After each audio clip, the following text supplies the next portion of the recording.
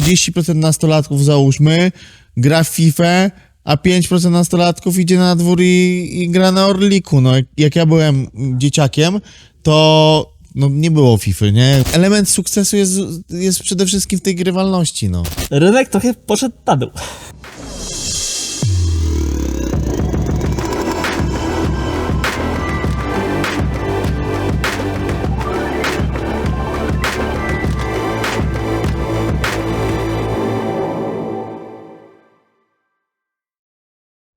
Ahoj, z tej strony Piraci, Kryptopiraci. Ruszamy z kolejną odsłoną odcinka Pirackie Perły, czyli opowiadamy o coinach, które są na niskim poziomie kapitalizacji i według nas są ciekawe, żeby je ogrywać. Przypominam, że ruszyliśmy z podcastami. Wszystkie linki do naszych źródeł streamingowych znajdziecie w opisie tego odcinka, także można nas posłuchać nie tylko oglądając. Z nami jak zwykle Wawa. Dzień dobry. Oraz BDSM Kryptoświrbary.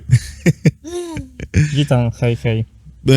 Nie wiem, czy oglądaliście. Jeżeli nie oglądaliście, to serdecznie zapraszam, ponieważ jest to topowy odcinek Q&A i na tym Q&A z kapitanem Markusem był poruszany pewien coin i dzisiaj o nim troszkę powiemy. Coin z sektora gamingowego i to był też jeden z sektorów grzanych głównie przez kapitana Markusa i Barego, czyli dzisiaj opowiemy o coinie DGI, czyli standardowo rozpocznijmy. Wawa, czym jest DGI? No, DGI to jest Decentralized Gaming Income, czyli projekt, który ma zadanie, żeby stworzyć przychód pasywny dla swoich holderów. Czyli, że chcą stworzyć studio gier tak przyszłościowo i czerpać profity z tych gierek i jednocześnie je rozdawać swoim holderom. DGI coina. No. To jest coin dość chyba nowy, nie? Tak, on powstał w styczniu, w pierwszej połowie stycznia Tego roku. tego roku. No to rozumiem, że to jest coin znaleziony przez Barego? No, oczywiście, no. Jakby inaczej. No tylko świeżynki, prawda? Tak. No generalnie jestem tego zdania, że należy brać w zasadzie tylko nowe coiny, bo te stare jakby nie mają takiej wartości dużej z porównaniem co teraz jest. Przykładem może być IGG bodajże, którą jest teoretycznie konkurencją DGI, ale że IGG. Tak, IGG jest jakby starym kotletem, to jakby nie ma tutaj żadnej konkurencji prócz obecnego DGI obecnie, tak? No ale tak jeszcze względem kapitalizacji, no to YGG to ma teraz 400 baniek market capu, Tak. a na Techa miało 800. A DGI dla porównania my na DGI to też chyba już mamy 4x? No coś koło 4x tego. No zrobione. coś koło tego, A nie? ile jest teraz tam market cap? 40 baniek. Czyli A do... w tym momencie Chociaż- YGG teraz ma 400 milionów, więc jeszcze z tego miejsca do zjechanego konkurenta ma 10x. A do jego szczytu 20. No. Tym bardziej, że DGI posiada 90% tokenów w cyrkulacji bodajże. Co jest byczem, przynajmniej dla mnie. No, tak jak zresztą wielokrotnie mówiliśmy, że raczej staramy się wybierać te projekty, które mają przynajmniej te 70-75% tokenów w cyrkulacji. Zdarzają się wyjątki, tak jak Dojo, no ale Dojo jest coinem giełdowym, a to jest specyficzne rozlokowanie tokenów. Ale a propos YGG, czyli IGG, jakkolwiek tak zwał, nawet chyba ostatnio Kamil Jarząbek, pozdrawiamy ciebie, coś też wspominał, czyli jeżeli on spekuluje, że może być też trend ponowny na YGG, to tym bardziej może być ssanie na jego młodszego braciszka. Tak. W sensie należy mieć też ekspozycję na gaming, ale należy pamiętać, że niekoniecznie gaming to są same jakby gry, tak? Tutaj celujemy bardziej w gildię, która przykładowo sama gra i my mamy z tego korzyści, tak? Więc mając ekspozycję na gaming, warto coś tam No szukać, tak, no ale przy okazji, to co powiedziałem na początku, że DGI to nie jest typowa gildia. Oni też celują właśnie w stworzenie tego studia gier, gdzie poprzez to, że będą mieli własne gry, które będą chyba w 100% ich własnością, no oni będą czerpać z tego korzyści i holderzy też. I dzięki temu będzie się tworzył no, rzeczywista wartość, bo no, jak wiadomo z tymi wszystkimi projektami krypto, no to ta wartość jest tylko gdzieś tam spekulacyjna, a tutaj będzie rzeczywisty cashflow tych pieniędzy. Ale, bo ja w sumie nie ukrywam, że nie wiem, jakie studia gier? W sensie, że oni robią studia, w sensie jakie studia gier? No, że oni będą nawiązywać współpracę z pojedynczymi programistami i z nich tworzyć zespoły, albo, no i będą gry od zera budować.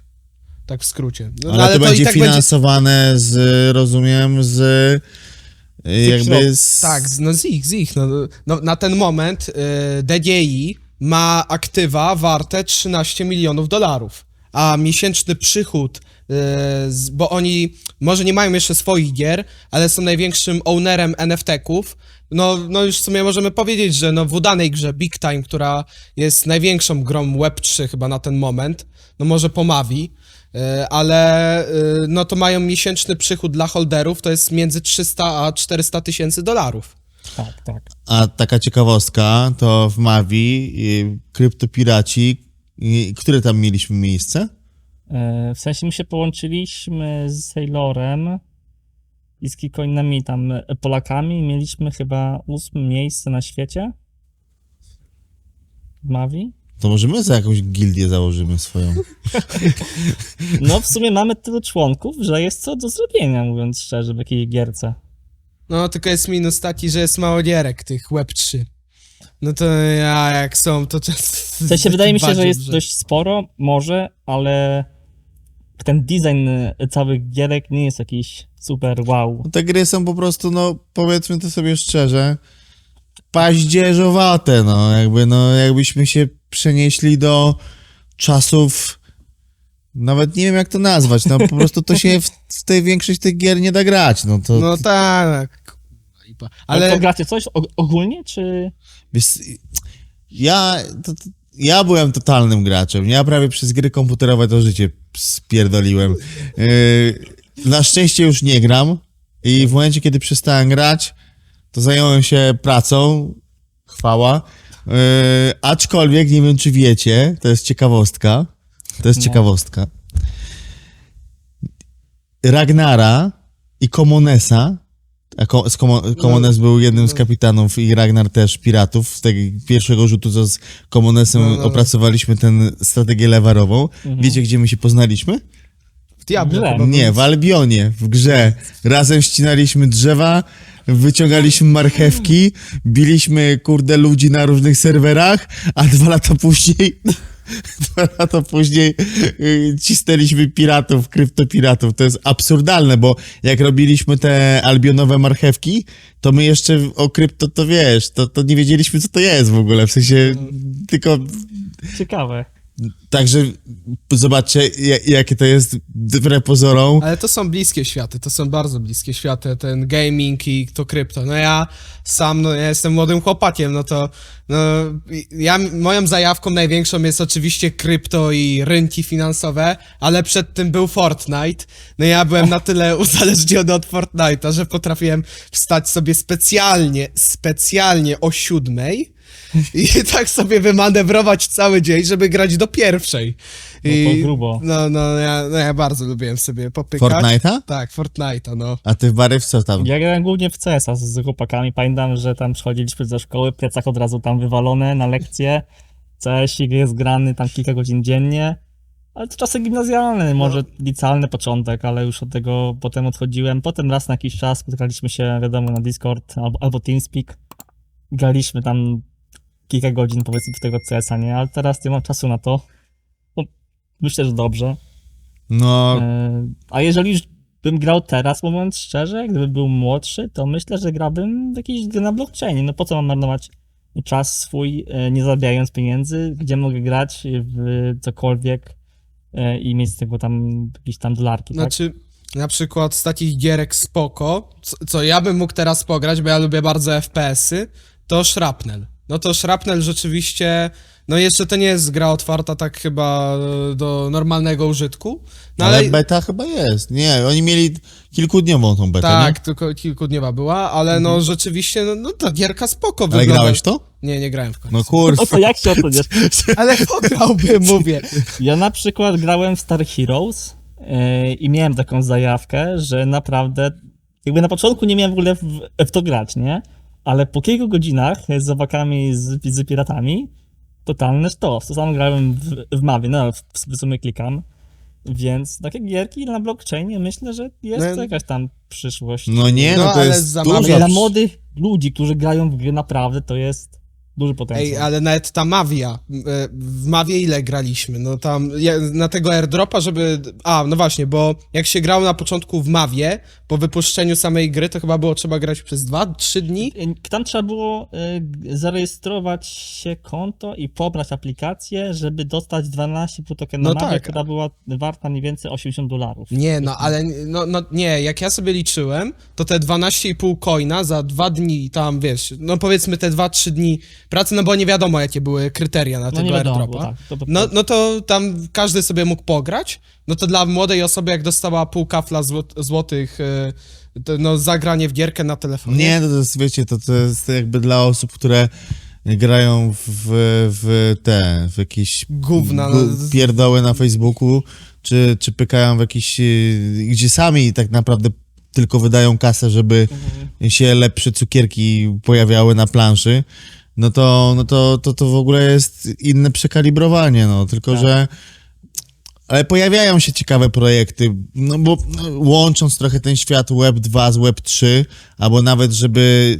ludzie nawet nie wiedzieli, że coś jest tak naprawdę na blockchainie, a pykali, Znaczy bo... się, no głównie o to chodzi, żeby stworzyć grę w Web3, żeby nie wiadomo było, jak powstaje portret, żeby tego nie ogarnąć. Tak. Bo No. Tak. to jest mega ciężkie, wydaje mi się do zrobienia, chociaż myślę, że już są pod to jakiś tam backend zrobiony. Głównie chodzi o to, żeby tych graczy z Web2 wciągnąć do tego Web3, nie? No tak. I to jest jedna z najważniejszych takich chyba kluczy do ewentualnego sukcesu i eksplodowania tak naprawdę tego trendu, bo no ja jestem totalnym prekursorem tego, że gry komputerowe, jak ja mówiłem 15 lat temu, że gry komputerowe będą nawet pod kątem e-sportu bardziej chętniej oglądane niż sport normalny, to pamiętam, jak się ludzie ze mnie śmiali i mówili, co ty w ogóle gadasz za pierdoły. A teraz prawda jest taka, że nie wiem, no 30% nastolatków załóżmy gra w FIFA, a 5% nastolatków idzie na dwór i gra na Orliku. No jak ja byłem Tak. dzieciakiem, Niestety, tak. to no nie było FIFA, nie? Jakby był Pegasus jakiś tam, no to ten, kto miał w ogóle Pegasusa, to się 14 dzieciorów wbijało przed jeden mój komputer, to ci rodzice to no, nie kupowali nam tych Pegasusów, żeby te dzieciory chyba nie siedziały w tych mieszkaniach, bo ja bym nie wyrobił chyba. W każdym razie, no wychodziło się na zewnątrz i grało się no, w normalną piłkę, a teraz tak naprawdę więcej się zdecydowanie gra w te wirtualne rozgrywki, dlatego w ogóle jeżeli chodzi o YGG i DGI, stworzenie tego typu projektu jest ciekawe.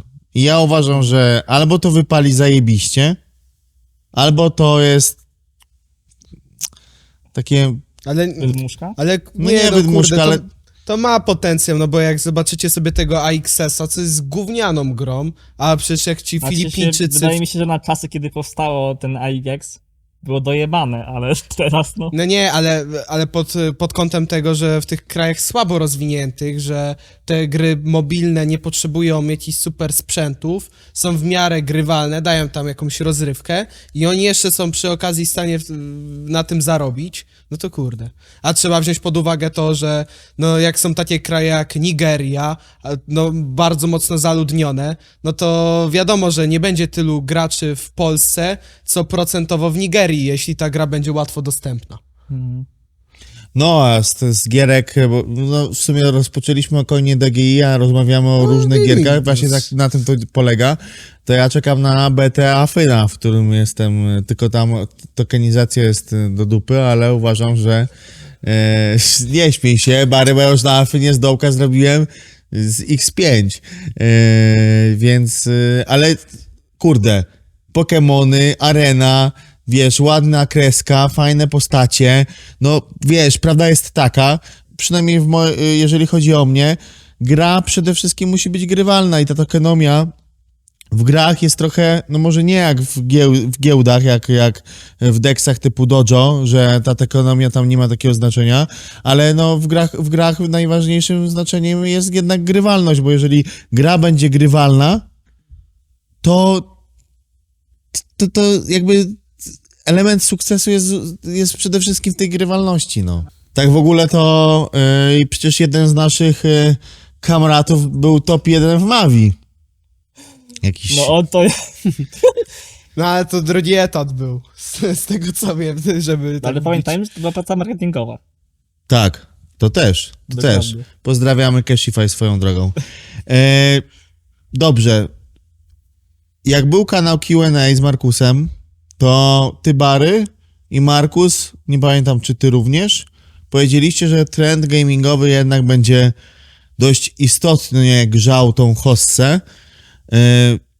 Mimo wszystko, oprócz tego DGI, widzicie, bo jakby DGI to nie jest gra. To jest jakby to wszystko dookoła gier, co jest tak naprawdę, bo przecież gra to nie jest tylko i wyłącznie gra. Nawet jeżeli spojrzymy na e-sport, to są właśnie gildie, klany, zespoły, za tym jest biznes. No, oczywiście wszystkie te firmy, które dostarczają sprzęt i mają promocję przez to, że tam gracze grają na jakichś klawiaturkach Razera albo... No, to jest ogromny Corsera, biznes. no. Ja sponsorowałem jedną drużynę To serio? w LoLu. No, Co, jak nie miałem widziałem. firmę Oddity, to było przed tym Ekstraligą, ale na dzień dzisiejszy 3 debiutantów z zespołu Oddity Gaming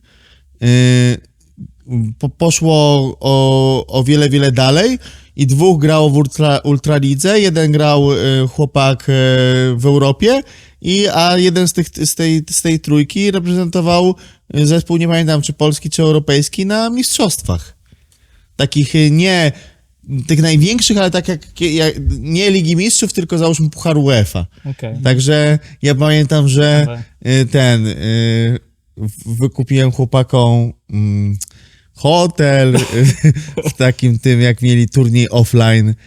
No śmieszna przygoda, ale to im też pokazało jednak, że ten biznes naprawdę się kreuje i to jest pytanie tylko i wyłącznie, kiedy te gry Web3 przestaną być takie siermiężne. No, kiedyś te gierki w tym świecie zwykłych gier również były, no to się rozwijało jakby... No, pamiętajmy, że grę ciężko stworzyć, w sensie to są lata pracy, tak? No, Zanim grę wymyślisz i postawisz ją pod jakieś modele 3D, jakąś strategię, obierzesz, to naprawdę to trwa, tak? Więc te gierki Web3, które obecnie wychodzą, no to myślę, że one się budowały wszystkie minimum w ciągu, stawiam, 2 lat, nie? a to jeszcze a propos, to może jest gierka Web 2, ale też mega ciekawy przypadek. Jest taka gra, która właśnie będzie miała premierę w kwietniu, ona się nazywa Manor Lords. To jest taka gra, no może ktoś kojarzy, Twierdzę Krzyżowiec, Stronghold, Tak, tak. Takie starsze produkcje. No to jest gra skrzyżowania Strongholdu z Total War'em, czyli właśnie takiej strategiczno kierowaniem wojska. I to jest właśnie osadzone w takim, powiedzmy, średniowieczu. No ja tą grę obserwuję, ponieważ ogólnie mi się podoba, ale tą grę robi jeden gość, to jednoosobowe studio. No to gościowi zajęło chyba 5 lat, żeby stworzyć tą grę. No i oczywiście musiał się spierać jakimiś outsourcingiem. Niech to stokenizuje, przyjdź do piratów, napisz do niego, że on tam się męczy. No, Stworzymy, wiesz, Pirates Guild Gaming i jedziemy z koksem. no nie no, zapraszamy, jeśli oglądasz to, ale on w ogóle chyba jest z Polski, ale nie jestem pewien. zawsze też mówimy o jednej bardzo ważnej rzeczy i nie powiedzieliśmy, jak tam sociale DGI, Spore, no 105 000 na... ale aktywnie, czy wiesz, jakby dzieje się tam, czy Ja to jest... patrzyłem dzisiaj i co tam jeden dzień, co 2 dni dostałem jakieś tam totalnie informacje. Ja sam patrzyłem dzisiaj mniej więcej, coś tam się dzieje. To sam się zdziwiłem pozytywnie, że aż tyle tego jest, aż tyle robią tych udostępnień i tak dalej. Więc według mnie jest to bullish. Ale Jezu, zapomniałem o bardzo ważnej rzeczy. Przecież dzisiaj przeczytałem i wczoraj, że ze stakingu DGI tam kupa kasy jest do zgarnięcia, nie w 30 dni. Oczywiście tak, tego nie tak, zrobiłem. Musisz Ja też, stejkować no. przez minimum 30 dni, żeby dostać... Najlepsze jest to, że dostaje się USDC, czyli stablecoina. I jest to 50% aktywów z DGI, które oni wygenerowali w ciągu miesiąca. Z tego co wiem, to w styczniu wygenerowali ponad 100 koła dolców, które pakowali oczywiście w community i w staking. Nie ma oficjalnych danych chyba, jakie to pieniądze były na przestrzeni luty, kwiecień, ale wyczytałem gdzieś dzisiaj informację, że było to około 3 baniek dolarów, ale nie ma tego jakby wiesz, zweryfikowanego, tak? Więc... A ile zgarnąłeś ze stakingu tego 30-dniowego, jeżeli zdradzisz? To było mniej więcej, jeżeli wsadziłem X, to było to 5% tego, co wsadziłem.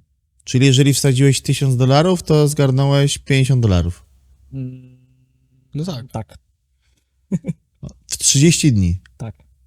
No to zawsze jakieś tam się... No i najlepsze jest to, że nie ma żadnego unbounda, czyli w sensie możesz coś w sensie DGI możesz od razu zrobić unstaking i nic cię nie obchodzi, tak? Nie ma żadnego unlocka. Czyli, ale dopiero po tych 30 dniach nie, dostajesz. możesz cokolwiek, nawet powiedzmy dzisiaj chcesz, jutro nie chcesz i wypłacasz, tylko że nie masz nagrody, tak? Okej. Ale to jest tylko ten bonus raz na 30 dni? To jest tak, tak, że to jeżeli jest- blokujesz 3 kwietnia, to 3 maja dostaniesz jakiś tam powiedzmy siano, tak? 5%, to dzisiaj to trzeba coś to kupić. No bo... Ale trochę na korekcie w sumie jest DGI. Czy ja wiem, czy się... No względem dzisiaj szczytu jest korekta. dzisiaj trochę wszystko tam jest lekko w dół, Nie, nie? no, ale no tam przez ostatnie dni Dzisiaj też... mamy 2 kwiecień, więc rynek trochę poszedł na dół. No wiesz, jakby wszyscy się najadli sałatki jarzynowej i kiełbachy, to wiesz, trzeba spuścić to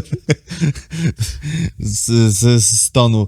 Dobra, podsumowując, jest to jedna z propozycji dookoła gamingowych, ale coin gamingowy, który jako piraci rozgrywamy sobie na swojej kajucie.